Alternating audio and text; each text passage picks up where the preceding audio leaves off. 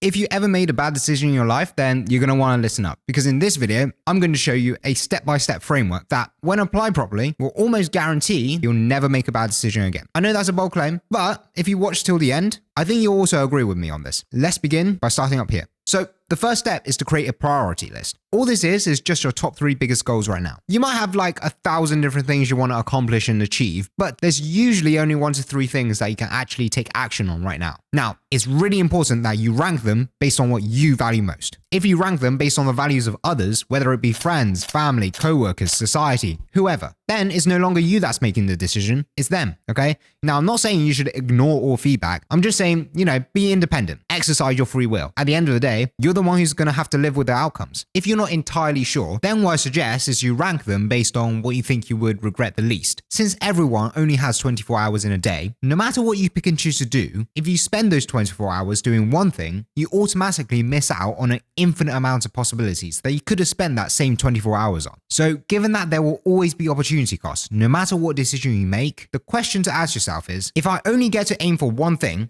at the cost of everything else, which one would I find the least acceptable giving up right now? Whatever that answer is for you will be what you put on the top of the list. Keep in mind, it doesn't mean you have to sacrifice everything in order to achieve the top priority goal. We obviously want to avoid sacrificing anything as much as possible. But if you order your list in this way, it will give you a lot more peace of mind. Because in the rare event that you do have to make the hard sacrifices, you know you've already accepted the cost, so you'd feel less devastated about the outcome. Something else as well is that for this framework to work properly, these goals you put on your list should ideally be things that are entirely within your control. And they should also be things that you can place clear deadlines on. I found this generally best to not include things that are the consequences of your actions or things that you can't 100% guarantee or fully predict. For instance, if you're a small content creator, a thing that you can control might be something like how many pieces of content you pump out. And things outside of your control are like how many views those individual pieces of content get. I'm not saying that you can't have goals that are completely unpredictable or far away in the future. It's just that because you don't know how to achieve those goals yet, since you lack the necessary information and are probably still figuring things out, then if you put those goals at the top of your list, what can happen is that you might end up sacrificing something that you know you can get for something else that might actually be unrealistic to achieve before whatever deadline that you set. So in a sense, you're unnecessarily putting pressure on yourself to aim for something that shouldn't have actually been the top priority in the first place. Just to clarify, most of the super ambitious goals out there are 100% achievable. But some things just take a lot longer than what you first anticipate because, again, you lack the information. So to keep it simple, just stick with what you know you can control for now. Once you have those 3 things written down from the highest priority to lowest priority, the next step is to aim to achieve everything on the list simultaneously. Now, this only typically works for priorities that are aligned, which means that if you complete one of them, then the other ones are automatically achieved by default. It can be something like number 1, making money, number 2, moving out of your parents' house, and number 3, go traveling to, 5 different countries. All of these are goals completely within one's control, and they're completely achievable if you just aim for the top one, which is making money. However, this is in like the best case scenario. If you achieve all of them, then obviously make a new priority list. But generally, if you have difficult decisions to make, it's not going to be that easy. And you'll usually know when that's the case when all of your priorities individually take up all of your attention and you can only focus on one of them at any given time. If that's the case for you, then what you have is what I call competing priorities. So what do you do in situations like these? Well, the next best thing you can try is to aim for the top priority item, but defer the lower priority items. Basically meaning ignore the lower priority items for now and leave that problem for your future self to solve. Now, if you can do that, then move on to the next thing on the list. But sometimes that might not be doable. And here's where it gets interesting. Usually, there's only 2 main reasons. Number 1, it's physically impossible. For instance, you're not going to be able to gain a 6-pack in a week. You're not going to be able to build a successful business in a month or become an Olympic athlete in a year if you've never trained before. So even though those activities are not inherently impossible, what makes it impossible is the fact that you don't have the resources or the skills to do it before the deadline that you set for yourself. So if it is really important for you, then extend the time frame. But if it's just going to take way too long to be worth it for you, strike it off the list and move on to the next thing. Now, the other reason why you can't defer lower priority items is because those items are conflicting with the top priority item. Conflicting priorities are slightly different to competing priorities. Whereas competing priorities are not mutually exclusive and you can achieve them at any time, conflicting priorities, on the other hand, usually satisfy one of these 3 criteria. They're either time sensitive, which means that the opportunity can go away if not acted upon within a certain time frame. That's like, let's say you have a date this weekend and 2 hours before the date, a family member calls up and says that someone's been in a driving accident, now they're in the hospital. Well, the ethical you would be like,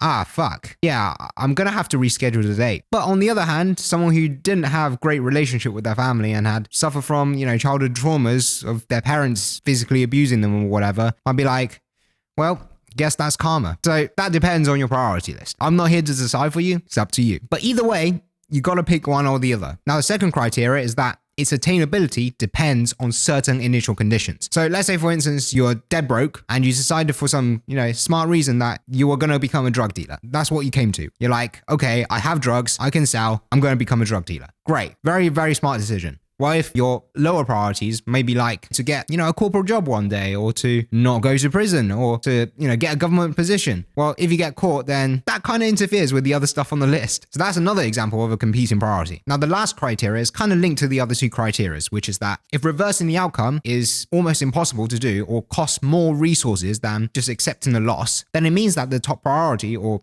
any that it applies to, would have an irreversible impact. So like I said, with the drug dealer example, the criminal conviction is very hard to reverse, right? Same with if you, go bankrupt or have a kid at a young age before you're financially stable. You can't really reverse the kid after you had it, right? Can't really shove it.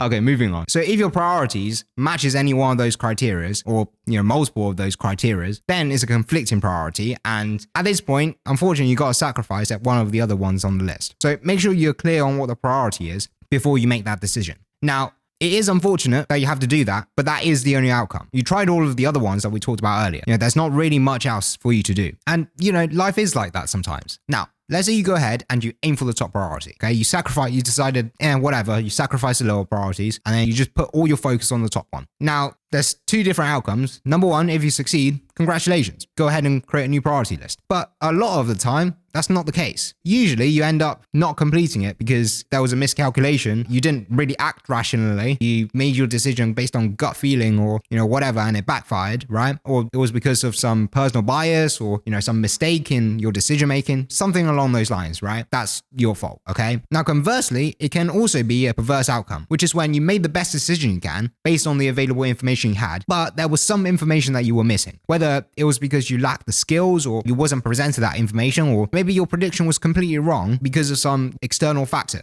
that was outside of your control. In those cases, that's not your fault, because basically you did all the right stuff, okay? The universe was just unkind to you. And unfortunately, the outcome is kind of similar to the other one. For both examples, you kind of just have to learn from the mistakes, and you start this cycle again from the top, and you make a new priority list. And so basically, you can apply this framework round and round and round in loops. So that's the entire thing for you. If you found it helpful, drop me a comment down below.